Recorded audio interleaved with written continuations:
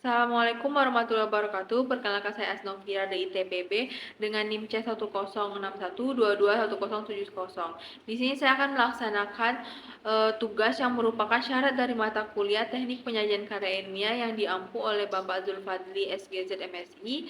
Di sini saya akan mempresentasikan jurnal yang berjudul Pengolahan Limbah Biji Alpukat untuk Dodol Pati sebagai alternatif pengobatan ginjal. Nah, seperti yang kita ketahui, ginjal merupakan salah satu organ yang sangat penting untuk tubuh kita karena ginjal berfungsi untuk menghasilkan vitamin D yang dibutuhkan tubuh, untuk kesehatan tulang, untuk keseimbangan zat kimia. Maka dari itu, pentingnya kita menjaga ginjal dalam tubuh kita agar tetap berfungsi sebagaimana mestinya. Nah, berdasarkan estimasi Badan Kesehatan Dunia atau WHO, secara global lebih dari 500 juta orang mengalami gagal ginjal kronik. Nah, sekitar 1,5 juta orang harus menjalani hidup bergantung pada cuci darah atau hemodialisis. Nah, kalau di Indonesia, berdasarkan Pusat Data Statistik dan Informasi Perhimpunan Rumah Sakit seluruh Indonesia, jumlah pasien gagal ginjal kronik itu diperkirakan sekitar 50 orang per 1 juta penduduk. Nah, 60%-nya itu adalah usia dewasa dan usia lanjut. Nah, apa sih gagal ginjal itu? Gagal ginjal itu adalah suatu keadaan di mana terjadinya penurunan fungsi ginjal secara optimal untuk membuang zat-zat sisa dan cairan yang berlebihan dalam tubuh. Nah, dari data yang telah disampaikan tadi, lumayan banyak orang yang mengalami gagal ginjal. Nah, tidak banyak orang tahu bahwa ada salah satu buah di Indonesia yang bisa kita gunakan untuk pengobatan ginjal, yaitu adalah buah alpukat. Nah, buah alpukat ini memiliki nama ilmiah yaitu Persea americana Mill. Buah alpukat ini tanaman yang berasal dari Meksiko dan Amerika Tengah. Cuman dia bisa tumbuh subur di Indonesia karena Indonesia memiliki wilayah yang tropis. Nah, buah alpukat ini buah yang lumayan banyak digemari oleh masyarakat karena memiliki rasa yang enak serta mempunyai antioksidan yang tinggi. Biasa orang-orang makan alpukat tuh bisa dimakan secara langsung, bisa di jus, bisa dibikin kue, dessert, atau salad. Nah, tapi untuk pengobatan ginjal ini kita nggak pakai buahnya atau kulitnya, melainkan kita pakai bijinya, yang mana bijinya itu sering dianggap limbah, nggak berguna, padahal di bijinya itu kita bisa dapat pati yaitu sekitar 23%.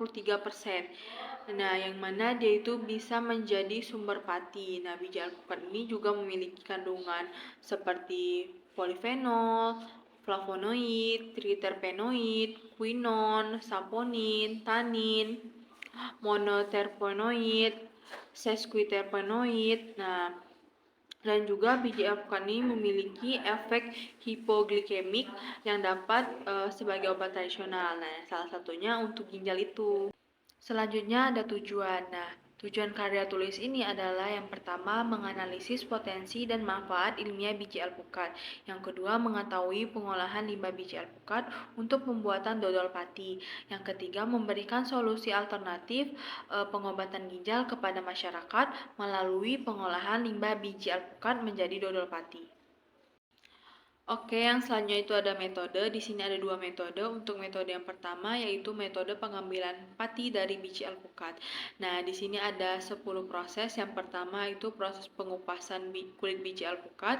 Yang kedua ada sortasi. Sortasi ini adalah pemisahan biji dari biji alpukat yang baik dan biji alpukat yang rusak. Yang ketiga itu ada pencucian. Pencucian ini dilakukan menggunakan air mengalir. Selanjutnya ada pengecilan ukuran. Pengecilan ukuran ini bisa menggunakan pisau atau juga bisa menggunakan mesin penghancur kasar. Yang kelima itu penggilingan. Nah, penggilingan ini dilakukan menggunakan mesin penggiling basah. Dia menggunakan air sebanyak 1 liter untuk 1 kilo biji alpukat. Yang keenam itu ada ekstraksi atau pemerasan, yang dimana ini adalah pengambilan pati dari dalam jaringan. Yang kedua ada pengendapan. Pengendapan ini dimana air yang berada di atas itu dibuang.